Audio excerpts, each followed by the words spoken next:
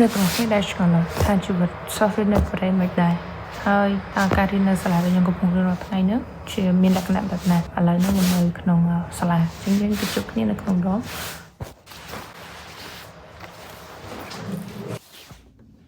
អូខេ so ឥឡូវនេះខ្ញុំបានមកដល់ដមដែលខ្ញុំនៅនេះហើយអញ្ចឹងថ្ងៃនេះខ្ញុំចង់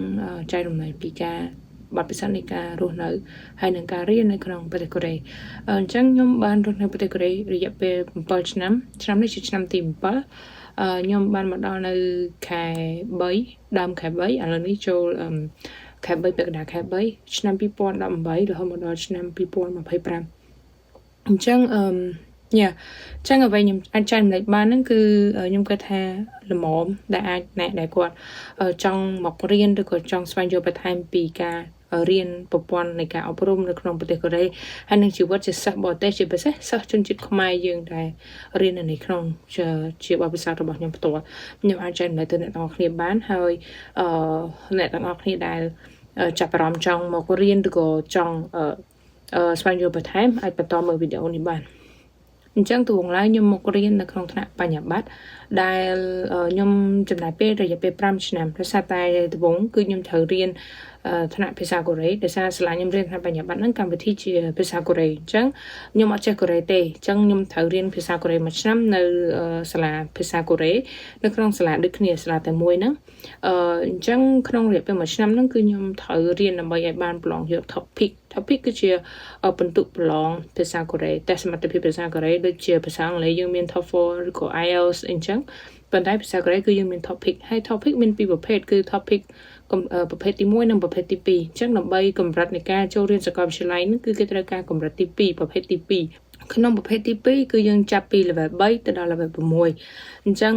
ទាបបំផុតដើម្បីបានចូលរៀនគឺយើងត្រូវការ level 3ហើយពេលហ្នឹងរយៈពេលមួយឆ្នាំហ្នឹងគឺខ្ញុំអាចប្រឡងបាន level 4អញ្ចឹង level 4គឺខ្ញុំអាច submit តែម្ដងទៅខ្ញុំមិនចាំ submit ម្ដងទៀតទេក្រោយតែខ្ញុំចូលរៀនហើយខ្ញុំក៏ចូលរៀននៅសាកលអញ្ចឹងការរៀននៅសាកលហ្នឹងគឺទី1សាលាខ្ញុំរៀនហ្នឹងគឺរៀនជាភាសាកូរ៉េសុទ្ធ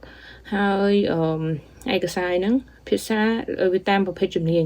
ដែលខ្ញុំរៀនគឺជំនាញខាងវិស្វកម្មកុំព្យូទ័រអញ្ចឹង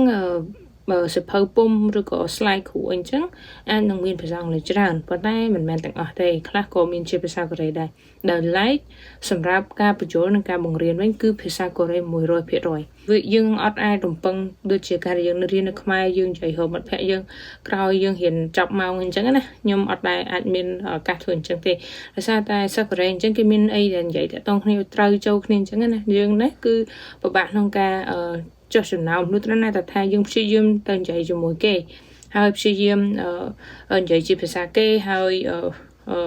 រយៈអីច្រើនចឹងណាតែខ្ញុំពេលនោះខ្ញុំអត់សូវចេះពិបាកដោយសារខ្ញុំព្យាយាមដំបូងពេលខ្ញុំចូលរៀនហ្នឹងបទពិសោធន៍ខ្ញុំថ្នាក់ដំបូងគឺថ្នាក់គណិតវិទ្យាខ្ញុំព្យាយាមនិយាយជាមួយជនជាតិកូរ៉េដែរតែដល់ពេលខ្ញុំនិយាយហើយអាទិត្យក្រោយគេដូរតុកធ្វើឲ្យខ្ញុំមានអារម្មណ៍ថាអូខេពិបាកមែនទែនក្នុងការចុះចំណោមគេក្រោយមកទៀតបបិសាក្រោយមកទៀតទៅខ្ញុំក៏ឡើងខ្វល់រឿងថារាប់អានមិត្តភ័ក្ដិអីទៀតណាតែបងខ្ញុំមានអារម្មណ៍ថាចង់មានមិត្តភ័ក្ដិអីចឹងដែរថាសារយើងរៀននៅប្រទេសកូរ៉េហើយយើងរៀននៅស្រុកគេហើយយើងគួរតែមានអញ្ចឹងអូខេនិយាយតមិញហ្នឹងគឺដាច់ភ្លើងក្រោយមកទៀតខ្ញុំក៏ឡើងខ្វល់រឿងរាប់អានមិត្តភ័ក្ដិអញ្ចឹងការព្យាយាមរបស់ខ្ញុំដំបូងគឺខ្ញុំចូលរួមក្លឹបអញ្ចឹងចូលរួមកម្មវិធី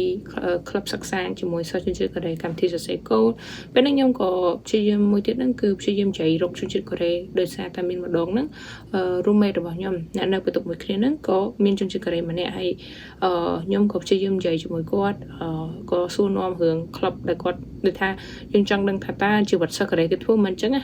អញ្ចឹងខ្ញុំក៏សួរគាត់ទៅគាត់មានគាត់ជាសមាជិកក្លឹបលេងហ្គីតាអញ្ចឹងខ្ញុំក៏សុំគាត់ចុះឈ្មោះចូលជាមួយគ្នាក៏បានទៅរៀនទៅចូលក្លឹបហ្គីតាហ្នឹងប៉ុន្តែដោយសារតែការនិយាយតាមត្រង់សារតែខ្ញុំមានបញ្ហាជាមួយនឹងការប្រស័យតាក់ទងស្រាប់ផងថាខ្ញុំអត់សូវចេះបែបតំណតំណងអញ្ចឹងទៅសប្បាយដែរខ្ញុំចង់រៀនហ្គីតាចង់មានមិត្តភ័ក្ដិអីចឹងដែរប៉ុន្តែឱកាសពេលហ្នឹងបើសិនជាខ្ញុំទៅមួយគេ từ phật si pe là nghề pe khỏi bài chứ á, được sao tại khỏi lên guitar hối kê tay tập buồn lại và tại nhưng ở đây tôi cho luôn mình trong tới lên guitar thấy xua vậy chứ á, tại được sao tại pe cái kênh vậy chỉ sao có thể từng ta bắt đầu các nó cửa các nhung riêng này của bạn ta nhung cái tha nhung đôi sơ thời kia chủng mối năng caประสายตรงគ្នាឬក៏របៀបនិយាយគ្នាជាមួយជនជាតិកូរ៉េហ្នឹងមកដល់ទៅពេលនេះក៏ខ្ញុំឃើញបែបហ្នឹងដែរអញ្ចឹងវាមិនអាចទាំងអស់អញ្ចឹងឯងសម្រាប់បទពិសោធន៍សិស្សបរទេសឬក៏សិស្សខ្មែរយើងមានអ្នកខ្លះគាត់ចោះចម្រុងគ្នាល្អជាមួយជនជាតិកូរ៉េគាត់ថាបានដែរខ្ញុំមិនមែនមានន័យថាខ្ញុំអត់ត្រូវគ្នាអីទេគ្រាន់តែថាយើងអត់សូវនិយាយអីប្រតិកលាគ្នាហើយរបៀបនៃការគិតអីចឹងក៏រៀងខុសគ្នាអញ្ចឹងរយៈពេលនៃការរៀនហ្នឹងរហូតមកដល់ឆ្នាំទឹកក្រោយៗមកទៀតខ្ញុំក៏លែងខ្វល់រឿងរាប់អានមិត្តភ័ក្តិរឿងរាប់អាននឹងទៀតហើយបើសួរថាតើពេលរៀនហ្នឹងនឹងខ្ញុំអាចធ្វើអីគេបានខ្លះយើងអាចធ្វើការងារស្ម័គ្រចិត្តឬក៏ធ្វើ internship ក៏យើងអាចធ្វើបានដែរសិនជាយើងជាប់ហើយមួយទៀតយើងក៏អាចធ្វើការpart time បានដែរការងារក្រៅម៉ោងអញ្ចឹងនៅក្នុងប្រទេសកូរ៉េនៅពេលដែលយើងកាន់ visa គឺប្រភេទ visa ផ្សេងៗគ្នានៅពេលដែលយើងរៀនភាសាកូរ៉េគឺយើងកាន់ visa D4 ហើយក្រោយមកទៀតពេលដែលយើងដូរទៅកាន់ visa សិស្សគឺ visa D2 យើងអាចធ្វើការក្រៅម៉ោងបានប៉ុន្តែការងារហ្នឹងគឺកម្រិតតាមម៉ោងហ្នឹងគឺដំបូងគឺយើងត្រូវឲ្យសាលាយើងសញ្ញាឲ្យថាយើងអាចមានសិទ្ធិទៅធ្វើការបានហើយកម្រិតបន្ទុកភាសាកូរ៉េនិង GPA យើងដើម្បីទៅឲ្យខាង Immigration Office គេ check មើលថាយើងអាចគ្រប់ធ្វើការនៅតែវាមានលម្អិតបន្ថែមទៀតចឹងណាខ្ញុំគាត់និយាយត្រួសចាំខ្ញុំនិយាយលម្អិតនៅក្នុងវីដេអូក្រោយទៅទៅជាមួយនឹង visa ដោយសារតែយើងត្រូវដូរ visa ក្រោយយើងហ៊ានចាប់អីមិនទៀតអានេះអ្នកនរអាចនឹងឆ្ងល់ចឹងខ្ញុំគាត់ចង់បញ្ជាក់ថាយើងអាចធ្វើការបានតែធ្វើការមានកម្រិតហើយបើសិនជាធ្វើការខុសច្បាប់អ្នកនរអាចមានបញ្ហាគឺបញ្ហាអាចនឹងត្រូវគេបណ្ដឹងចេញឬក៏ត្រូវបងពីនៅចឹងទៅដោយសារតែវីដេអូនេះខ្ញុំនិយាយដល់បទពិសោធន៍លើទៀតដែលជាសាលានៅសាកលនៅថ្នាក់អនុបណ្ឌិតដែលខ្ញុំកំពុងរៀនទៀតវាអាចនឹងវែងអញ្ចឹងខ្ញុំនឹងកាត់វាជាពីរវគ្គបន្ទាប់ខ្ញុំនិយាយនៅកាន់សាលាទី2ដែលខ្ញុំឥឡូវនេះកំពុងរៀននៅឆ្នាំទី3ខ្ញុំបានចូលហាត់ការចូលឆ្នាំទី3ឆ្នាំទី2ខ្ញុំបានចូលហាត់ការនៅ lab របស់គ្រូសម្រាប់ជា lab ហ្នឹងគឺភាគច្រើនគឺថ្នាក់អនុបណ្ឌិតថ្នាក់បណ្ឌិតគេធ្វើការ research ចឹងការស្រាវជ្រាវប៉ុន្តែយើងបរិញ្ញាបត្រក៏យើងអាចចោះធ្វើការចឹងបានដែរយើងអាចទទួលបាន3 credit សម្រាប់ការបញ្ចប់ថ្នាក់ផងយើងការបញ្ចប់ការសិក្សាផងយើងហើយនឹងបទពិសោធន៍ហ្នឹងវាមានច្រើនទៀតដែលខ្ញុំធ្លាប់អាចនឹងនិយាយច្រើនដងចឹងអាចមើលវីដេអូរបស់ខ្ញុំពីមុនដែលខ្ញុំធ្លាប់និយាយពីការធ្វើការនៅ lab អញ្ចឹងអាចទៅមើលបានហើយការរៀននៅប្រទេសកូរ៉េគឺយើងត្រូវគិតគណនា credit ដោយខ្លួនឯងយើងត្រូវដឹងថាតើយើងហ៊ានមកឈុំទៅមកឈុំហ្នឹងយើងហ៊ានត្រូវ course អត់ហើយយើងរើស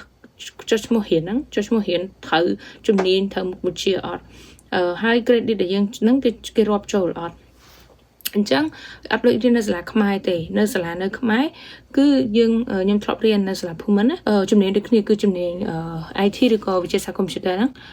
យើងគ្រាន់តែថាមេទី1ចូលមេទី2អញ្ចឹងគឺសាលាគេចេញឲ្យកាលវិភាគយើងរៀនហើយថ្នាក់ M4 ថ្នាក់ M ម៉ានអញ្ចឹងទៅសម្រាប់ morning shift ឬក៏ថ្នាក់វេនយប់ថ្នាក់ពេលថ្ងៃអញ្ចឹងគឺមានចេញកាលវិភាគប៉ុន្តែការរៀននៅប្រទេសកូរ៉េគឺអត់មានអ្នកទាំងអស់គ្នាថាឆ្នាំដូចគ្នាឈុំដូចគ្នាមិនប្រកាសថាកាយវិភាគដូចគ្នាទេដោយសារតែហេតុអីយើងត្រូវរើស course រៀនដោយខ្លួនឯងយើងត្រូវដឹងថាតើឈុំនេះយើងគួររៀនអីគេដូចថា subject required major required ឬក៏ elective